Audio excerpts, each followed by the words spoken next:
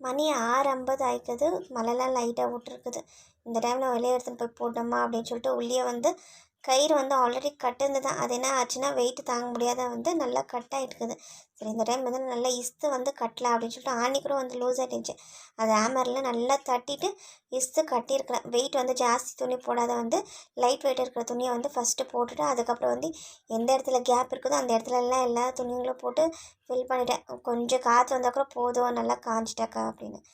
போன வாரம் டிமார்ட்டுக்கு போனேன். வெள்ளிக்கிழமை போயிட்டு வந்து இன்றைக்கி அடுக்கி வைக்கலாம் நாளைக்கு அடுக்கி வைக்கலாம் அப்படின்னு சொல்லிட்டு அப்படியே பேக்லேயே விழுந்து கிடக்குது. ஃபஸ்ட்டு பழைய காலையை விட்டு அதுக்கப்புறம் அரேஞ்ச் பண்ணி வச்சிடலாம் அப்படின்னு சொல்லிட்டு எடுத்து வச்சுருந்தேன். சரி இதுக்கப்புறம் முடியாதுன்னு சொல்லிட்டு இன்றைக்கி எல்லாத்தையும் அரேஞ்ச் பண்ணிடலாம் அப்படின்னு சொல்லிட்டு ஃபஸ்ட்டு சோப்ஸு டூத் பேஸ்ட் இதெல்லாமே எடுத்து வச்சுட்டு அதுக்கப்புறம் ராகி வந்து 3 கேஜி வாங்கினேன் இந்த டைமு. ஏன்னா வந்து நான் மாவு அரைக்கிறதுனால வந்து எனக்கு அது ஜாஸ்தி தேவைப்படுது. அதுக்கப்புறம் பட்டாணி கொண்டக்கடலை வெள்ளை பட்டாணி மூக்கடலை இதெல்லாமே ஒரு பேக்கெட் வாங்கியிருந்தேன்.